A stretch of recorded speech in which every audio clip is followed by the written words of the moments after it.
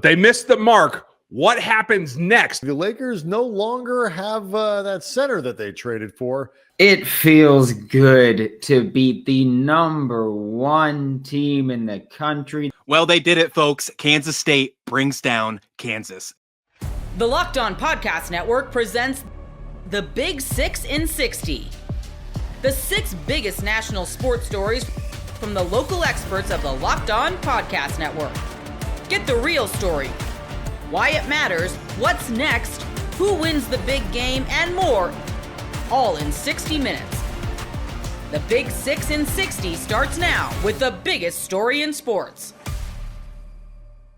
For the second time in 3 years, Jalen Hurts has outplayed Patrick Mahomes in a Super Bowl. You are Locked On Eagles, your daily Philadelphia Eagles podcast. The Philadelphia Eagles take it over the Kansas City Chiefs to win Super Bowl 59, their second ring in 8 years, by a score of 40-22. The second time in under a decade the Eagles have put up 40 points on one of the greatest dynasties in NFL history. And there are so many incredible storylines to get into from this game.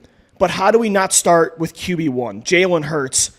What a special moment to finally watch Jalen Hurts have his moment. 2017, an 18-year-old freshman kid at the University of Alabama falls just short in the national championship to Deshaun Watson. 2018, in the national championship, gets benched for Tua Tagovailoa, has to watch his backup win a national title. 2020, leads Oklahoma, another school, to a college football playoff.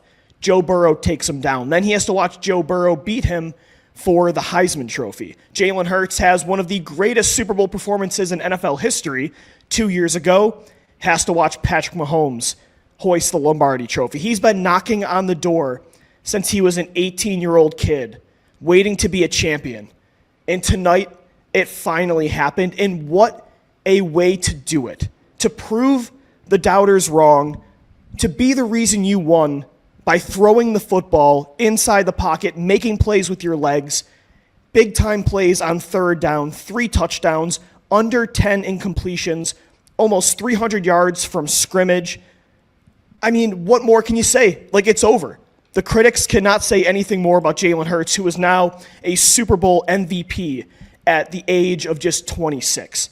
And that's what's so sweet about this for Jalen, is that for years, and I'm one of those people that I have to raise my hand, I did not think this would ever be a reality. I didn't think that Jalen Hurts could be a reason you win a championship by him being a complete quarterback, not just a mobile quarterback, but a guy that when the Kansas City Chiefs shut down your most valuable player on offense, let's be real, of 2024, Saquon Barkley, and they dare Jalen Hurts to be the reason you win this game, Jalen can be that guy and put together a near flawless performance. A performance that tops what he did in the NFC Championship. I mean, his numbers are unbelievable. Let me pull up the exact stats. Jalen Hurts finishes this game 17 of 22, 221 yards passing, 2 touchdowns, 1 interception in the first half, 11 carries for 72 yards and a touchdown. So this guy almost had 300 yards from scrimmage, only 5 incompletions, 3 touchdowns, and just 1 turnover. I mean, it's over. Again, there's nothing more you can say. Jalen Hurts has now, in 3 of the biggest games of his career in the NFL, in the Super Bowl 2 years ago, in the Super Bowl this year, in the NFC Championship 2 weeks ago, he's had 3 historically great performances. Like, how cool is that to see, especially after having such a selfless season? I mean, you could say Josh Allen this, Joe Burrow that, Lamar Jackson this, Justin Herbert that, blah, blah, blah. Like, Jalen Hurts has now, in 2 of the last 3 Super Bowls, he has outplayed, I think, the second greatest player of all time in Patrick Mahomes. And now he has a ring before all those guys. He's a top 5 quarterback in the NFL. He's the greatest quarterback in franchise history for the Philadelphia Eagles. It's over. I said this after he won the NFC Championship, but now you bet your ass it's over. And now it's absolutely over. Jalen Hurts, his legacy is cemented already, and he's 4 years away from being 30 years old. I mean, what an insane story. It is the coolest part of this. And again, I got to raise my hand. Like, if you go back to my 2020 podcast, my 2021 shows on Locked On Eagles, I was so irate that this guy was an Eagle. I truly did not believe that he'd be the franchise quarterback. And there's so many people that felt that same way. It's incredible that we're here.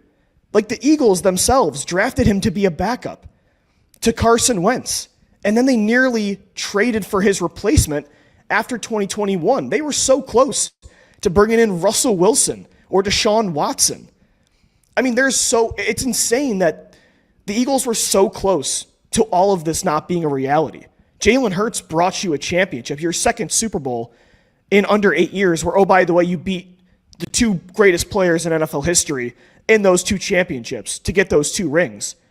But like, that's how you got to feel. It's so cool, right? It's an incredible story of a player proving, I've never seen an athlete prove more people wrong, right? I mean, it's so cool to see that. But at the same time, you got to feel lucky as an Eagles fan because this wasn't plan A for Philadelphia. And there were a lot of moments where one little change completely changes the course of history for this franchise. And now Jalen Hurts has put up that second banner at the link, and we get to see that raised next year. And that's the craziest part. He's only 26 years old. I mean, this is a Hall of Fame career in the making. For him to do what he has done in 2 of the last 3 Super Bowls, his win percentage is up there with the likes of Tom Brady and Peyton Manning and the greatest players of all time at the most important position in sports. I mean, he has 53 wins and less than 25 losses throughout his career. He's going to break the rushing touchdown record. He had the most rushing yards a quarterback's ever had in the Super Bowl today. I mean, it's unbelievable. I don't even know what else to say about Jalen Hurts. Again, Kansas City dared. They stacked the box every single play. They said, Saquon Barkley's not beating us. Jalen Hurts, you're going to have to be the reason. He said, cool. I'm going to only have 5 incompletions. I'm going to throw for over 220 yards, 2 touchdowns, including an explosive touchdown that put the game on ice to Devontae Smith in the second half. He had 72 yards on the ground, including a touchdown in the first half.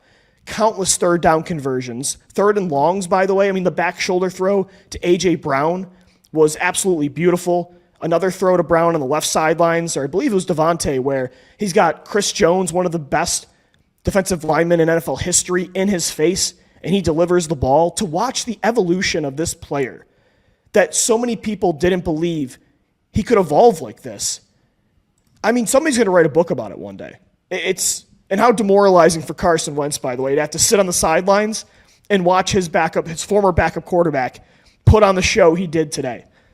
I mean, that's what it was. It was a complete show. And again, it's so cool to see him with that Lombardi trophy, to prove the haters wrong, to get Philly their second title in under a decade, but also, again, because he's been so close to this in college, at the NFL level, and for him to show the resiliency to always bounce back from the doubt and to bounce back from a devastating Super Bowl loss 2 years ago, to bounce back from the collapse of last year. I've never seen somebody of this age with this much poise, this much resolve, this much ability to overcome adversity. He is so special in his own unique way. Yes, again, is he the style of player we're used to seeing at quarterback? Normally what we think means you're great?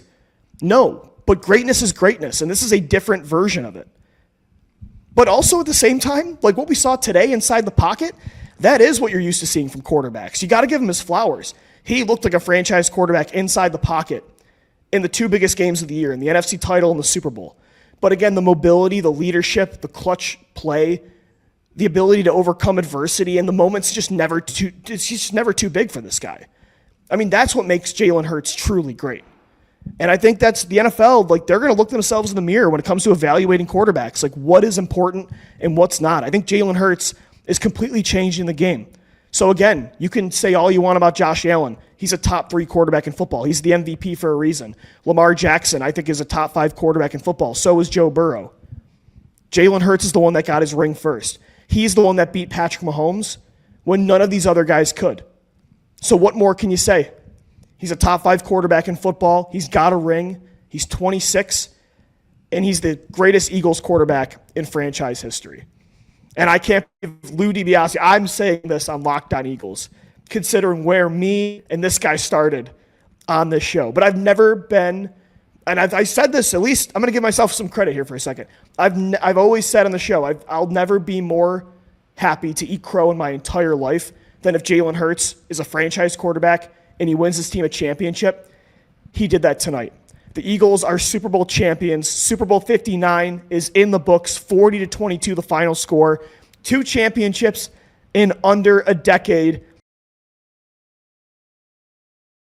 I love going to live events, whether it's sports, music, theater, or comedy. Imagine going to the big game this Sunday. That's what a lot of the people around me here on Radio Row are going to do, and the fans who are coming to New Orleans. Gametime has a new feature called Gametime Picks that makes getting tickets for your favorite live events even easier. Gametime Picks filters out the fluff to show you only incredible deals on great seats, so you don't have time searching. Inspiration makes it easier to save more on sports, concerts, comedy, theater, and take the work on tickets.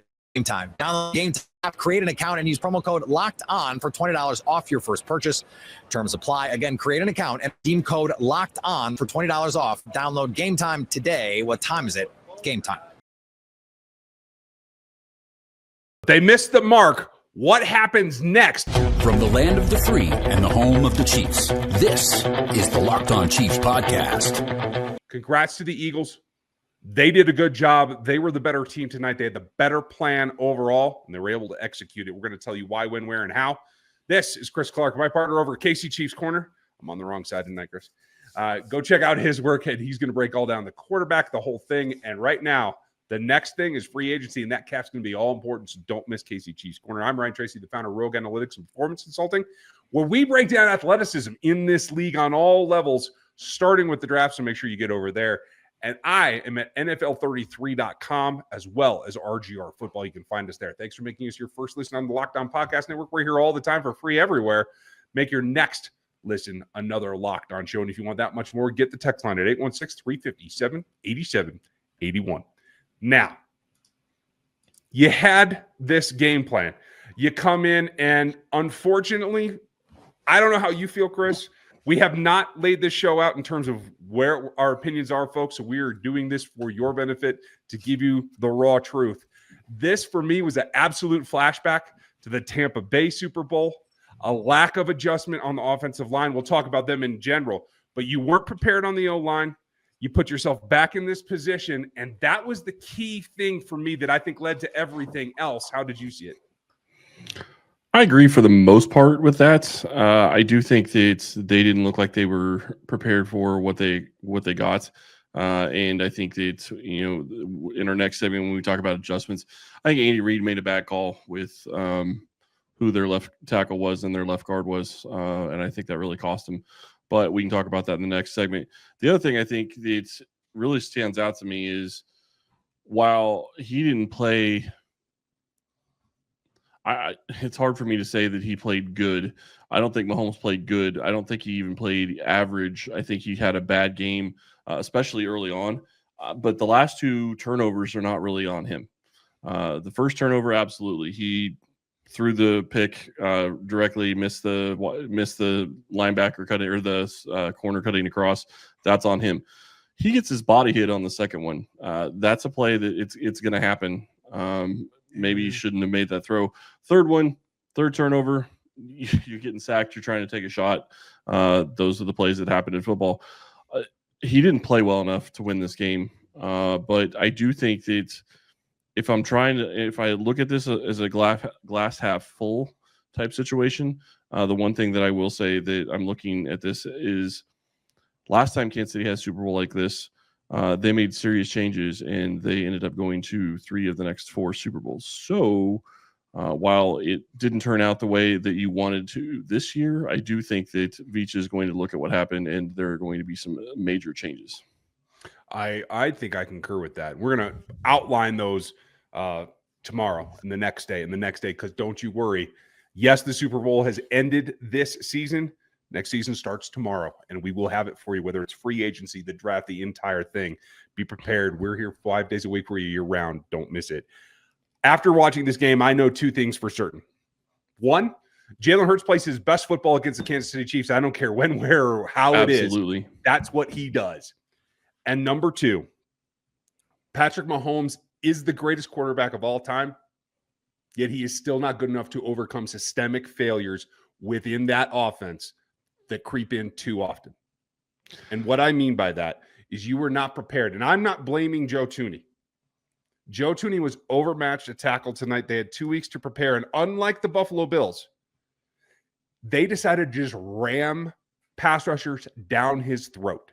It was bull rush after bull rush after bull rush. That pocket collapsed nearly from the first kickoff. That's not on Joe.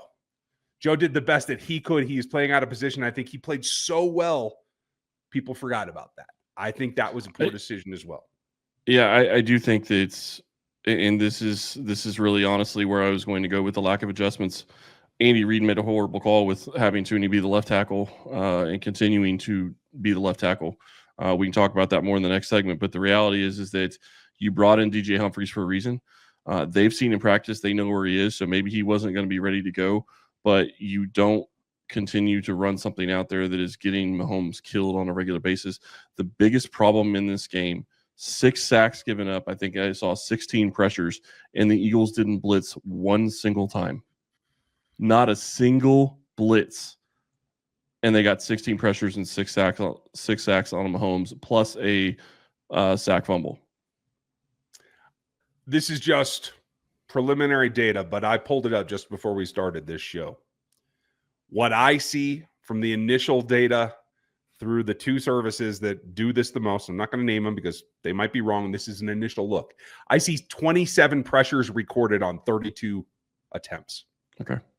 That is ungodly. It is unsustainable. And that is the problem. As much as you can put some of these decisions in Patrick Mahomes' hands, and I do, because he did make some poor decisions, they were exacerbated by the fact he was forced to make those decisions. Yeah, but he also looked like he was pressing from the start. Agreed. Like I talked on I went on NFL Today, or I went on Locked On Today with Peter a little bit ago. And the one thing that I said in that I haven't said here is it looked like he pressed from the start. That is this reminded me of Patrick Mahomes before he started playing in Super Bowls. I don't know if it was he felt the pressure of in the moment of trying to win his 3rd straight, or he felt the pressure because he thought that he had to carry the team, but he didn't look good from the start. And it wasn't just that he was getting pressured early and often, and I grant you that, but he missed Kelsey on several different throws. He missed DeAndre Hopkins on a throw, and throws that he makes in his sleep. That didn't give the Chiefs a chance to have even an opportunity to be in this game early on, and then you get to the second half, and they don't make any adjustments. Fox Sports' Jay Glazer reports that the New York Jets have informed quarterback Aaron Rodgers that they will not bring him back in 2025, that the team is moving forward without Rodgers. So the tumultuous 2-year Aaron Rodgers era with the Jets seems to be over. There are so many different angles of this story to look at and break down, and we're going to do that in the days ahead. If you're new to the show, this is a daily podcast covering the New York Jets. We have new episodes each day through the week, Monday through Friday, breaking down the Jets. But my first takeaway is looking to the future, and it's a positive one. Jets have a new regime in place, Aaron Glenn and Darren Muji, and this was their first real major decision. I know they signed a fullback a couple of days ago, but the dealing with Aaron Rodgers and how they handled it was the first real test of this new regime, and I think they passed it with flying colors. And part of this is I think about the last couple of years, the way the Jets have been run, and I think about how many times there's been an obvious decision in front of the Jets that they've failed to make. And not only have they failed to make it, they've done the exact opposite and then sold it as a logical move. Not firing Nathaniel Hackett last year. Firing Hackett was the most obvious move. He was clearly in over his head as offensive coordinator. He was bringing nothing to the table, even if he was a close friend and confidant of Aaron Rodgers. Moving on from him after 2023, a slam dunk move. Jets failed to make it, and the Jets essentially sold bringing Hackett back as obvious. Well, Aaron Rodgers wants him back, and Rodgers will fix everything. I think about the Devontae Adams trade. The Jets were 2-4 at the time. They looked nothing like a Super Bowl contender. It was obvious you don't throw bad money after good. It was obvious this all-in thing really wasn't working. And more importantly, it was obvious that Devontae Adams was not the only thing standing between the Jets and the Super Bowl. Jets made the deal. And not only did they make the deal, they said, well, now we're all in. Now we're going to win the Super Bowl. It just made no sense. I think about even smaller things, like how many times the Jets have failed to get their first round pick into training camp over like really, really minor issues, whether it's the timing of a bonus a player is going to get anyway, or offsets. If the player gets cut, do the Jets still have to pay his salary, a small salary? And 4 times in a 9-year stretch, the Jets failed to get their first round pick into training camp on time. This is a team that has struggled for a lot of reasons, but it comes down to the most basic elements where the Jets have failed to do the basic things right. And I look at this landscape right here, and another obvious thing was just that like Aaron Rodgers could not come back to this team in 2025. And I almost view it, there were so many different reasons. It's almost like you're at a restaurant. I could give you a menu. If you don't like one reason, well, there's another option there. If you don't like that reason, there's another option. You could talk about his deteriorating level of play. You could talk about salary caps considerations. You could talk about just the need for an overall fresh start, how this era completely failed. And we are going to talk plenty about the lessons learned from the way the Jets have operated over the last couple of years and why this Rodgers era failed and what the Jets can take going forward with that. We'll talk about that on this week on our regularly scheduled episodes. But it was just clear that it really made no sense to bring Aaron Rodgers back. So this was another obvious decision sitting in front of the Jets. And this new regime, they made the obvious choice. And they did it in I think, a very thoughtful way. Aaron Glenn did not come in on day one with any preconceived notions. At his introductory press conference, he did not, tip his hand. It seems like the Jets took some time. They thought this through. They saw the obvious answer in front of them, and they did not drag it out. And we've seen it with Aaron Rodgers in Green Bay. We saw it 2 years ago with the trade the Jets had to make to get him and how long that was drawn out. We've seen that, Aaron Rodgers operates on his own schedule. And while there was no urgent need, we're weeks away from the beginning of the new league year.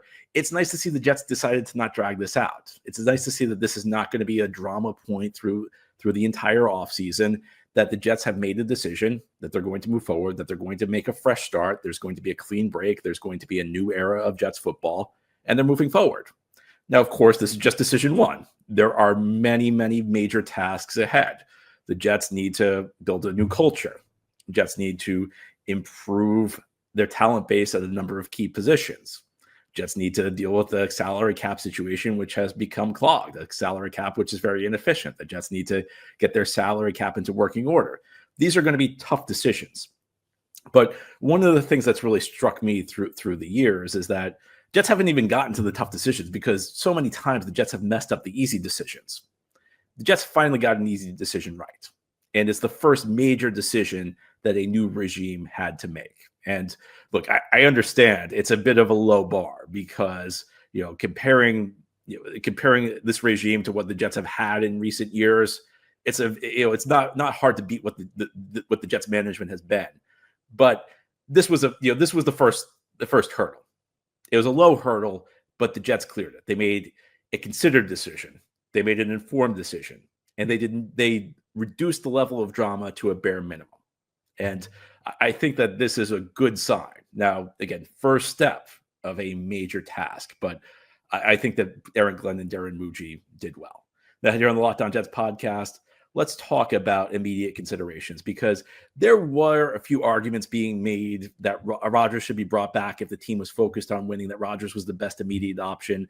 I just don't think that's true. It's only a report right now. The Jets have not confirmed it, but there have been some reporters who reached out to the Jets, and the Jets have responded with no comments, which is kind of telling, because I think it would be very easy. If it wasn't true, it'd be very easy for the Jets to put out a statement. We're still in evaluation mode. That report's not true. We're still considering it. Very easy to swat this down if it wasn't true. I don't think the Jets would ever confirm it on the record. They'd probably give you a no comment if it was true. So certainly sounds like we're moving in that direction. Jets moving on without Aaron Rodgers. And there does seem to be a segment of the fan base who's going to be upset about this, because I've heard this argument over and over, and not just from fans. I mean, I've heard it from a lot of people in the media. I just heard Adam Schefter say it a few days ago on ESPN, that if you're looking for immediate results, Aaron Rodgers is still the best quarterback for the Jets in 2025. If you're looking to win the most games in 2025, there's no better option than Aaron Rodgers. And I think that that's a highly debatable point for a number of reasons. First of all, Aaron Rodgers was the Jets quarterback in 2024, and they went 5-12. So the idea that Aaron Rodgers is the slam dunk guy who's going to win you the most games, I think that's on very shaky ground because they didn't win a lot of games this year. And I understand that quarterback wins are not a quarterback stat, that they're not an individual stat, that it is a team game. But at the end of the day, people acted like Aaron Rodgers would be the guy that would take the Jets to the Super Bowl. They went 5-12 with him, and the team just really wasn't good. And a big source of the struggle was just the passing game could not get going. But the idea that, there's no quarterback comparable who's attainable for the Jets to what Aaron Rodgers can do, that's in Rodgers' current state. I think I just have a tough time believing that. If we're not talking about the guy who's won 4 MVPs anymore, we're not even really talking about an upper echelon quarterback at this point. I think Rodgers can still start in the NFL. I think, he's probably like a mid to low level starter, and there's value there. He's not a guy who's, you see certain quarterbacks step in, like your Tim Boyles, and they can't even play. You see even guys like Zach Wilson who are probably like backup level quarterbacks. Aaron Rodgers is obviously a cut above these guys. I'm not saying Aaron Rodgers is incapable of being a starting quarterback in the NFL in 2025. But what I am saying is that he's incapable of being a driving force behind a team's success. If you put Rodgers into a situation where he's got a great offensive line and, a great defense, and, you've got stars all over the place, and you're in one of those situations where the quarterback's a game manager, I guess it could work. I mean, I think Rodgers' ability to stay healthy is a big question mark because we've now had 3 straight seasons where he's played through injuries or missed time because of injuries. And at 41, turning 42, I don't know that that's going to change. But what I don't understand is the idea that there's no possible quarterback who can give you what Rodgers can give you. Because I can give you the numbers. I can compare his numbers with certain quarterbacks. How about Kirk Cousins? Kirk Cousins this past season had a better completion percentage, more yards per attempt, a better QBR, more yards per game, and their passer rating was comparable. Rodgers' was 90.5, Kirk Cousins' was 88.6. Now there were some statistics where Rodgers beat Cousins, touchdowns in particular. So I'm not saying Cousins is necessarily better than Rodgers, but let's say look at those numbers. I think you could say those guys, we could compromise, say they were roughly equal. I mean, it's Kirk Cousins, guy who got benched, guy who's Falcons are going to cut despite owing him a ton of guaranteed money, a guy who's going to be available for really cheap. So you're telling me that there's no possible quarterback who could be as good as Rodgers? Well, I just gave you a guy who's like pretty much just crashed in Atlanta and is now on his way out of town. Another quarterback I'll give you, Russell Wilson. Russell Wilson, better completion percentage than Rodgers, better yards per attempt, better passer rating, better QBR. Their touchdown rate, so the percentage of passes that result in a touchdown, were the same. Russell Wilson had a better interception rate, a lower percentage of passes that turned into an interception. Yards per game were almost the same. Rodgers had 4 more yards per game. Their success rate was almost identical. Rodgers 43.9, Wilson 43.6. Success rate is a play successful? Do you get a certain percentage of the yards you need on first down, a certain percentage on second down? Do you convert third downs? So again, like this is guys who are comparable. A guy who is going to be another guy who's going to be really available for cheap. Now, obviously, you'd like to do better than these guys, but I keep seeing over and over that Rodgers is the best option for the Jets in 2025. That there's no way you can find somebody who could play at his level.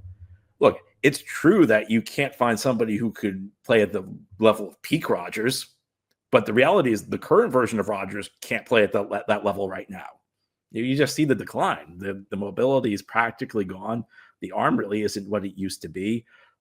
He's just not the same guy he was in the past. And that doesn't even touch on the fact that it's not just about 2025 anymore. The Jets are no longer in all-in mode. The Jets are once again trying to balance the present with the future.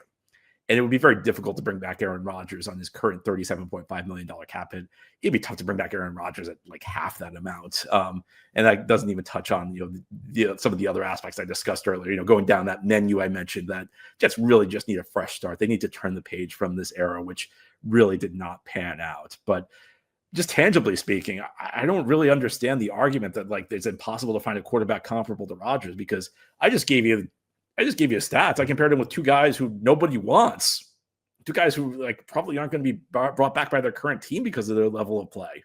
One of whom was benched, and they played about equal to Rodgers. Again, I'm not going to sit here and tell you Aaron Rodgers was worse than Russell Wilson or worse than Kirk Cousins, but I don't think he was better. I think you could say they were roughly equal. And those guys are going to be available for cheap. So there's no reason to bring back Rodgers at $37.5 million.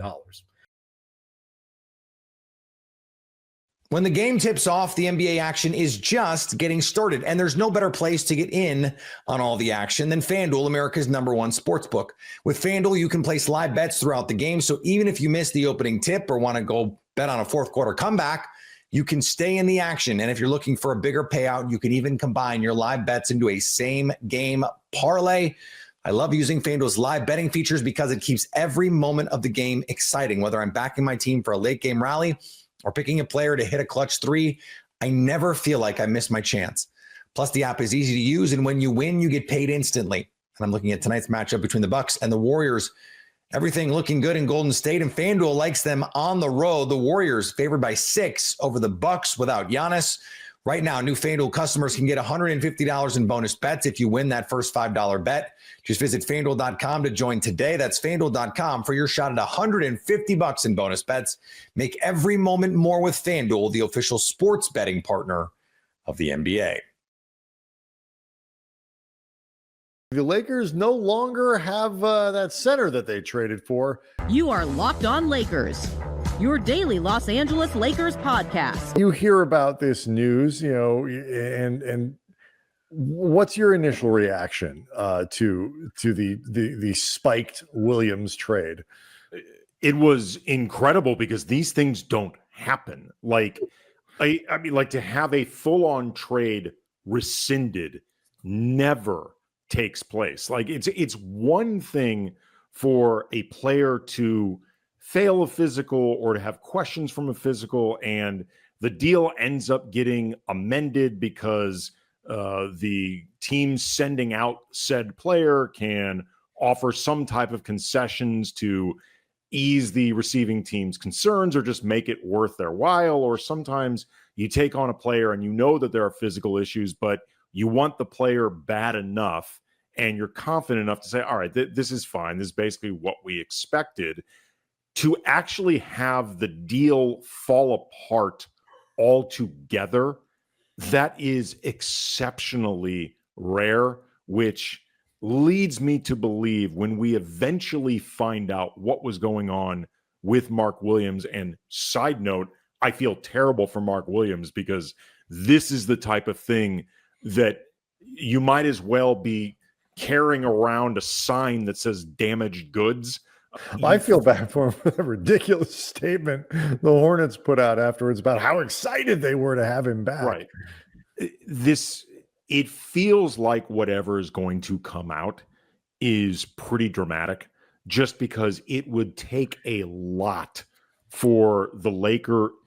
It would take, I don't mean dramatic like when, just to clarify, like when the Lakers discovered the heart issue with Roman. No, I know what you mean. This has to be something that is pretty dramatic, for lack of a better word, to make the Lakers decide this player that we were A, super enthusiastic about, and B, aware had injury histories, that it was worse than we imagined, having already gone into this knowing there would be a certain amount you have to accept with a player with that. He's played 80-ish games over three years. You have to expect there's going to be a couple things that come up. You're like, well, I'm not wild about that, but I mean, just, you have to. Right. I imagine it's probably a pretty dramatic thing. Well,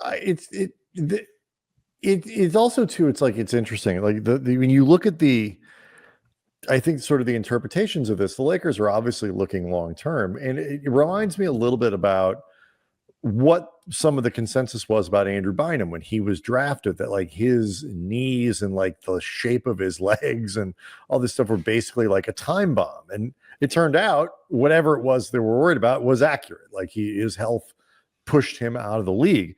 I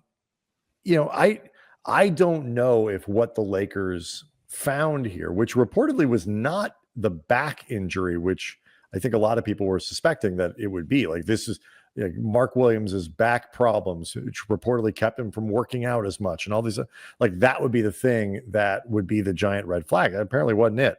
And the Lakers are obviously looking at not just, is he going to be healthy for the rest of this season, or is he going to be healthy for the rest of next season? But when you trade for a 23-year-old player with the expectation you're probably going to have to sign him pretty quickly after this year, or potentially at least, Ramona Shelburne, for example, noted that they went over these medicals pretty carefully. Yeah. And just weren't able to kind of get, past like the issues with like long-term health, whether that's a year down the road, 2 years down the road, 5 years down the road. But he could be healthy for the rest of this season, and people are going to look at it and say, like, what were the Lakers thinking? He could be healthy next season. I feel bad I agree with you. I feel bad for the guy, because now everybody's going to be sort of staring at him, waiting for, this inevitable, horrible injury to for him to just vaporize so or something. Like, under content, like I sent out a tweet at Cam Brothers, like, it turns out that Mark Williams has actually been 3 kids inside an incredibly realistic bodysuit. Like, again, something just insane to make the Lakers. The point that you bring up about seeing this as much a long-term as short-term investment for a guy that is only 23 and was playing at the time that the Lakers traded for him. They were willing to initially invest in a center that they knew had health issues, but it's the type of center Luka wanted. So for them to turn around and decide, we cannot feel comfortable counting on this guy long-term, again, whatever is going to eventually come out, I would be surprised if it's not a pretty pronounced, very specific thing that they are concerned about in terms of Mark Williams' long-term future. Like, this is not a gut feeling. I don't know about this. Right. No, I doubt this is a last-minute skittishness thing. I imagine this is something very specific. Not to get too deep in the weeds, but if the Lakers fail him for medical stuff and the Hornets think it's BS, there are mechanisms for these types of things. Like, you can't just cold foot a physical.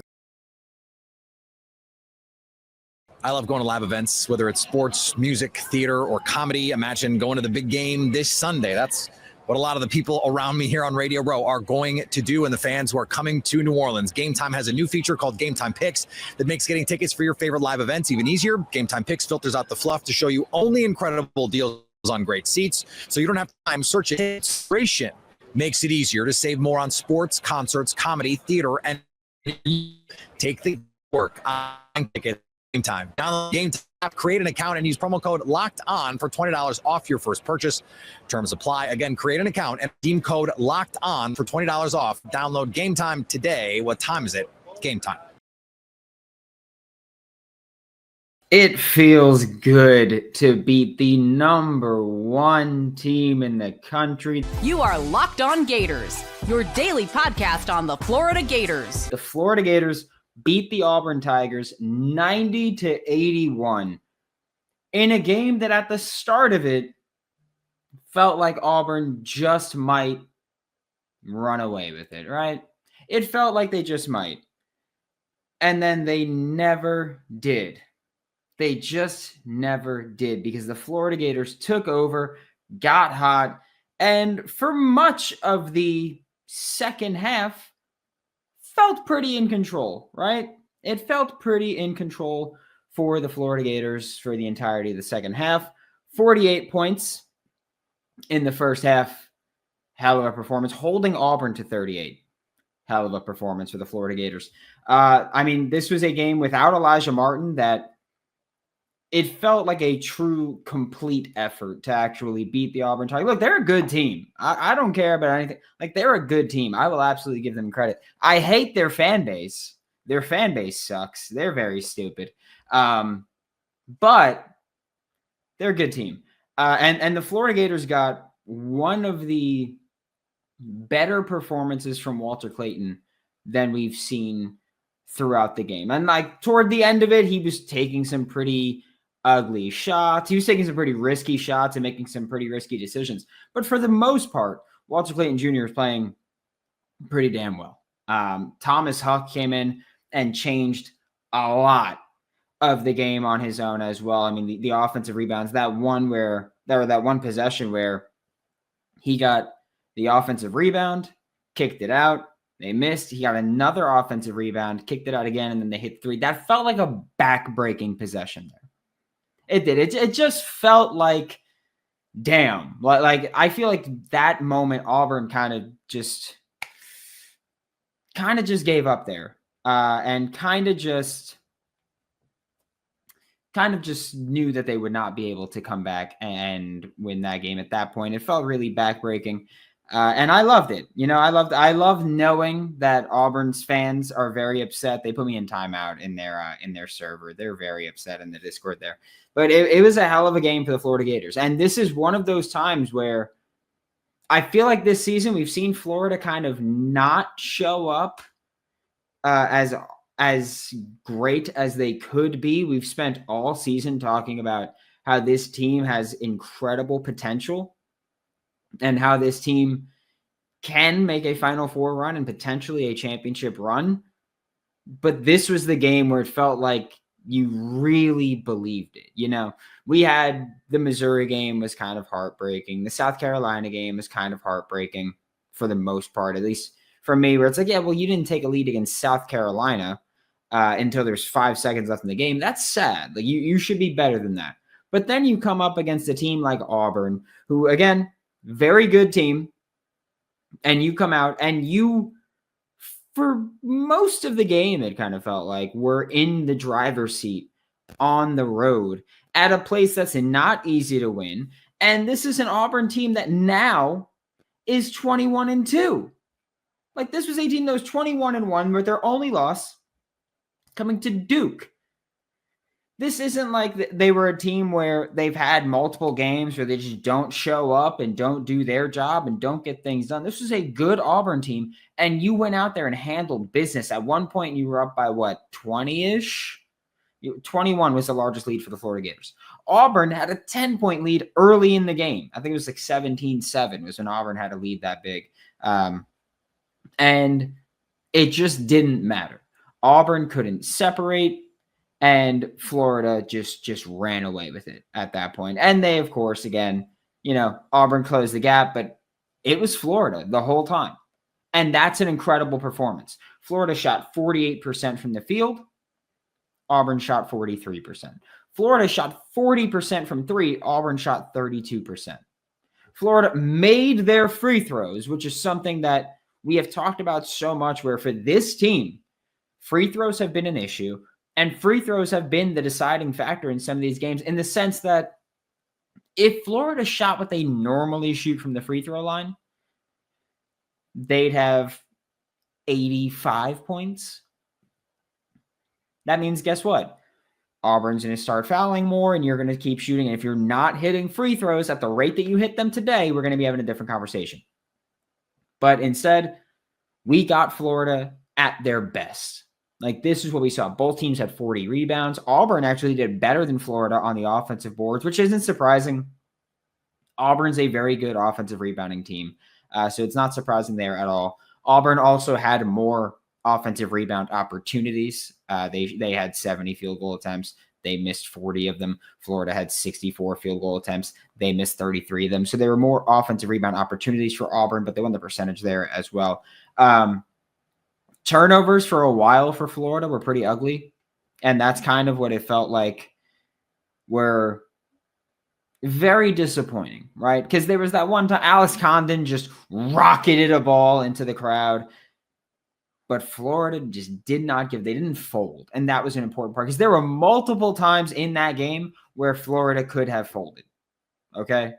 And the fact that they didn't just goes to the mental fortitude of this basketball team. And this is one of those games where you look back at it, and first off, this is going to be a huge win for Florida. And also, we talked about this yesterday. We'll get back to that. First off, this is going to be a huge win for Florida when it comes time to look at the tournament, right? going to be a massive win. You went on the road in Auburn and beat them, not handedly in the sense that you destroyed them, but beat them definitively. Like, you beat them and you didn't leave a question about it. And that is huge for Florida. Then you also talk about, by the way, Denzel Aberdeen shooting 4 for 11. It's not awesome, but he also was 2 for 7 in the first 7 minutes of the game. And so he really dialed back. I think that's the thing with Denzel Aberdeen that we talk about. When everybody goes, oh, he should start. I do think that part of it is just he gets on the court and feels like he needs to do hero ball out here, needs to play that kind of ball. And that's just not how it works. And so he shoots a bunch early and then he calms it down. Again, he had 7 field goal attempts in the first 8 minutes of the game. And he had 4 shot attempts the rest of the game. Shot 2 for 4 on those. This was a game where Florida did everything they possibly could to win this game and handled business in the best way possible.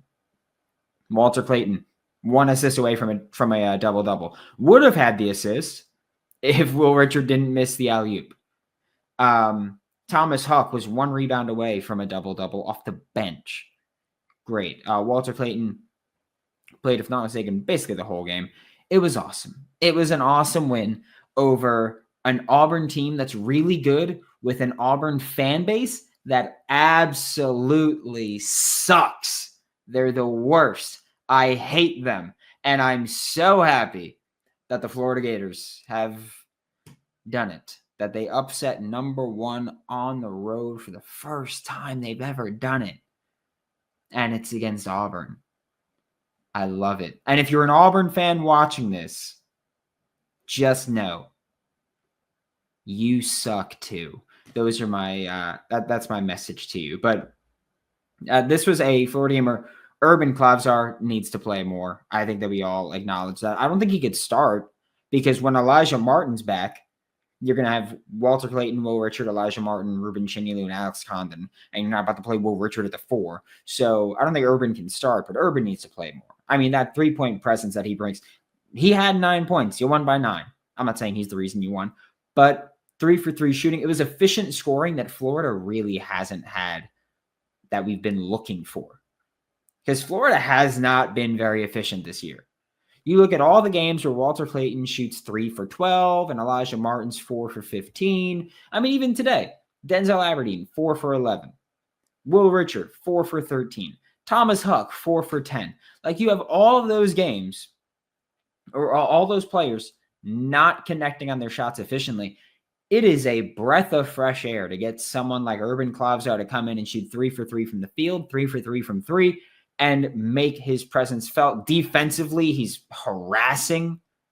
It's incredible. I love it. The Florida Gators, this was their statement game, right? This was the game where they answered the question about, can they be great? And the answer is yes. Will they be? That's up to them.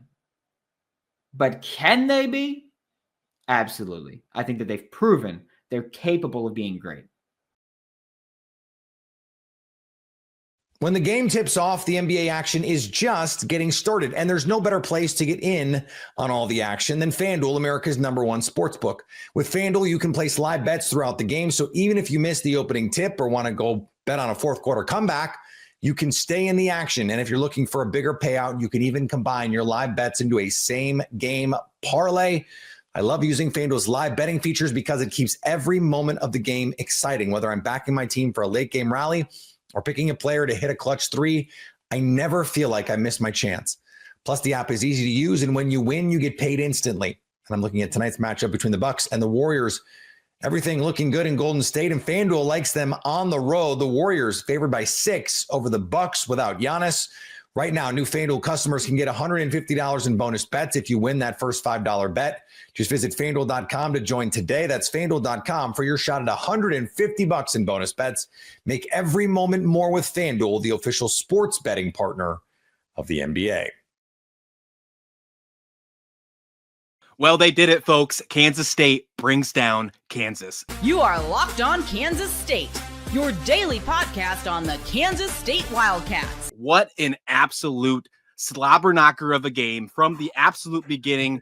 I mean, I was on the edge of my seat, but Kansas State looked good the entire time. I think they only were behind about 2 minutes this entire game. Before we dig into it, what was your initial reactions from this one? Obviously getting a huge win in Manhattan. No doubt, and much needed to keep the momentum going from this hot streak.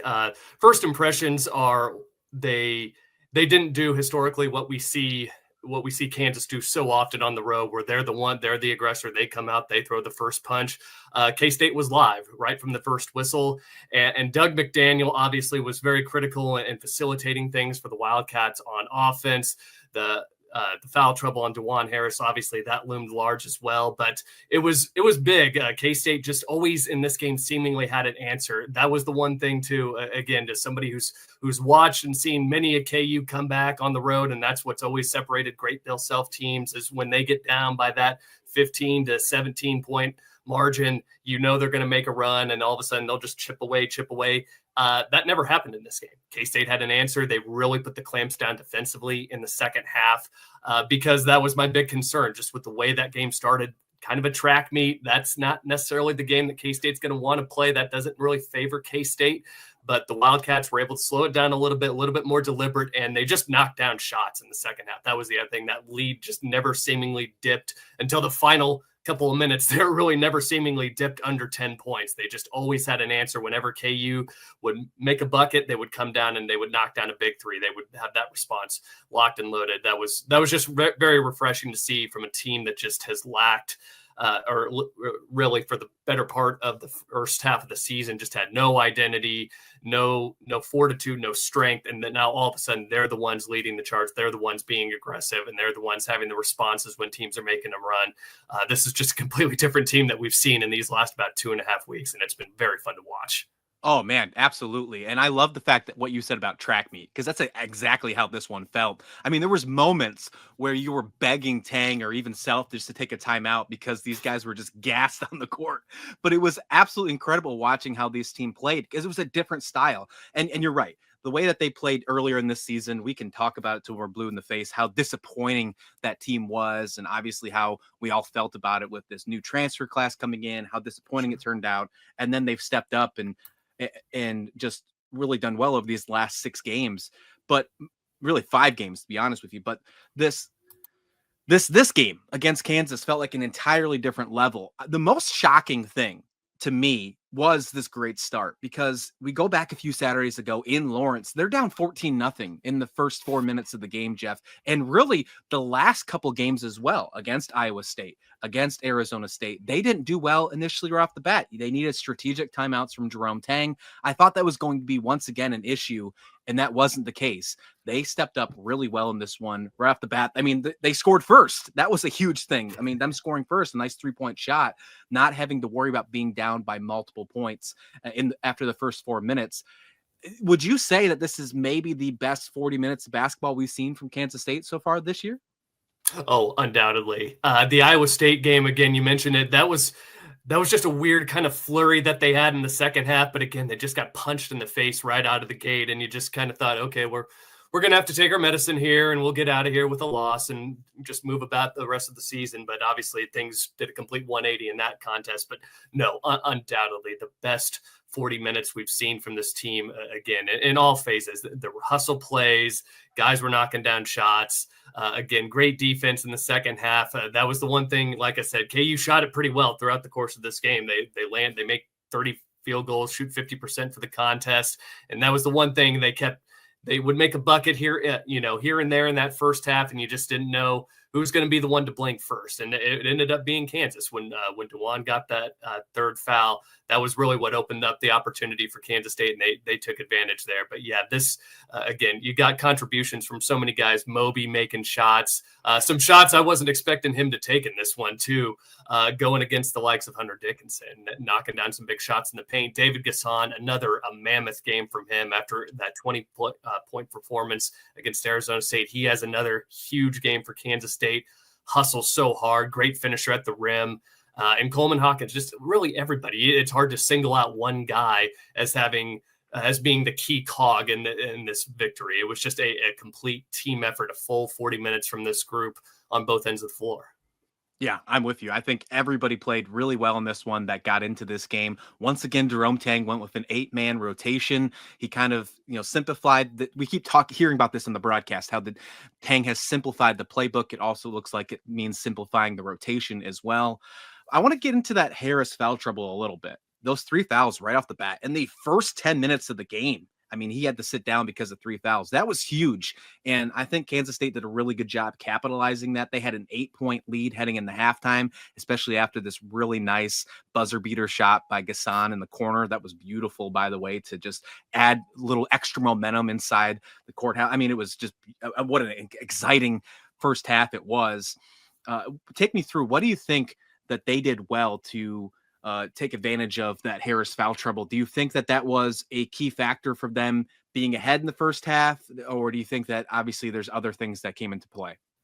I think that was solely the reason why, because Doug McDaniel could get around anybody. It didn't matter who self threw at him. Doug was able to get around. And again, that set up so many easy opportunities for, again, Moby, for David Gassan. Guys were doing a great job finishing at the rim. And again, that was largely just predicated on Doug being able to beat his man off the ball. So whenever, DeJuan Harris, who I'm pretty sure has been at KU as long as Perry Ellis, I mean, once he went out, that was the moment where I said, okay, if you're going to win this game, you have to capitalize. This lead has to go from being 5 to 6 points to be in double figures. And K-State was able to stretch it out to 12 there. They let KU get a couple buckets there towards the end of that first half, but you touched on it, that David Gassan baseline jumper. Didn't have that on my bingo card to close out the first 20 minutes there. But again, Doug McDaniel was massive in this game in so many different ways. And it was largely, again, ends up with a career high 11 assists in this one. And again, very unselfish, but he also took big shots too and knocked down big shots. And he was the one who started things off, and very fitting effort from him being kind of the catalyst in this game for Kansas State. That was the one guy to Jerome Tang had, I don't want to say singled out throughout the course of that rocky start, but I think everybody, the unspoken thing that everybody knew about was we need Doug to buy in. He can make this team go. He can help this team ascend to a different level if we can just get him to lock in. And once Doug has done that, again, we see the byproduct of a K-State's reeled off 5 wins in a row. And we're talking about this team in a context that we certainly didn't think we would be through that first half of the conference play here. Doug McDaniel has been massive in so many different ways. And again, his ability just beating guys off the bounce. He's so fun to watch. Such a quick first step, just lethal in the open floor. You do have to live with some of those ill-advised passes at times, but you didn't really have too many of those today. K-State just collectively did a great job taking care of the ball. Only 10 turnovers in the contest. And Doug only ended up with 3 of those, but you have 11 assists on top of that. Like you'll take that any day of the week against KU. Absolutely. I want to get into the fact of what you just said about Doug McDaniel and next level in just a moment, but I want to wrap up here about David Gassan first and Coleman Hawkins. I mean, Gassan deserves the flowers, and you mentioned it, for the second game in a row, reaches 20 points, 7 rebounds in this one, only 2 fouls. I'm surprised they only gave him 1 block in this one because of what he did underneath the paint. I thought what they did against Hunter Dickinson in this one was really impressive. I thought they had a really good job of kind of making him look confused. They limited him early. They made him look confused, especially on the defensive side for a couple times. Now that changed in the second half, but initially in that first half, I think Moby did a really good job. I think Gassan did a really good job. And then of course, Coleman Hawkins, what he's done continues to be that stat stuffer, if you will, on the box score. That 12 points, 8 assists, 5 rebounds himself, 5 blocks. I mean, Coleman Hawkins with his 5 blocks were absolutely incredible in this one. Overall, a really good game from this one. I'm seeing we got a lot of viewers in on this show. Do me a favor, hit your comments, give some questions. We will be answering them live on this show. But what an absolute game, 81-73 in this one. If you had to throw an MVP of this game, I feel like David Gassan has to get the notch. Would you agree? Yeah, and you brought up a great point there. The confusion from Hunter Dickinson, he looked, I don't want to say lost, but K-State did a great job. Defensively, they started helping out on, and once again, this is a byproduct as well of DeJuan Harris being out of the game, and we're not going to be too worried about Shaquille or Coit or whoever taking shots from outside. They were willing to say, okay, when he gets a paint touch, if it's Coleman who's fronting him, if it's Gassan who's fronting him, let's bring another body over there and make him distribute the ball out. And I think that was, again, another big reason why K-State was able to come out on top in this game. Picking an MVP, again, it's so hard in this one, but the fact that Gasson, I really feel like not only did K-State confuse Hunter Dickinson, but I think Gasson was a big reason why they just outworked. I thought he just did a great job of out hustling him. I thought I don't want to say it was a lazy effort on his part, because Hunter Dickinson, he got his. He went out, came up close to 20 points there, or excuse me, did eclipse 20 points into 21. But it was a lazy 20. That was just my impression of it. Defensively, he wasn't doing a good job on rotations. K-State was doing a good job, like I said, breaking guys off in the paint and distributing, making that extra pass. And Gasson was the beneficiary on a lot of those. Again, it's so hard to single out one guy in this contest. I thought for a minute there it was going to be Max Jones early on. He has foul trouble. Coleman Hawkins, you can make a case for. But again, Gasson has to be the guy. Again, I love seeing that from him. A guy who's been in this program for 3 years, has been loyal to Tang throughout his tenure here. And to see him have kind of I don't know if this is a legacy game, but some might classify it as a legacy game. And just this back-to-back stretch from him, love seeing that from David Gasson. And he, by a very narrow margin, in my opinion, gets the nod for MVP for K-State in this one. But again, you can make a case for a lot of different guys. I agree. Let me know in the comment description who you think deserves the MVP. Is it David Gasson? I agree with you, Jeff, as well, finishing with 20 points, 7 rebounds, and 1 block. And as you mentioned, Hunter Dickinson, just over 21 points. But I'm with you. I think it was a lazy 21. Had 9 rebounds as well. So he got his. I mean, he got his numbers when it's all said and done. If you're looking at the paper sheet, when you're trying to figure out who wins Big 10 or Big 12 Player of the Year, he's obviously going to still remain in that conversation. But to me, he just didn't play as impressive as I thought we were going to see. And that was really in Lawrence, too. We really didn't see that too much as well from him. He finishes 50% from the field. I think he had his first 3-pointer in Big 12 play, I think they said during the broadcast in this one as well. But overall, Kansas State did a really good job at limiting Hunter Dickinson and, of course, limiting Harris because of foul trouble.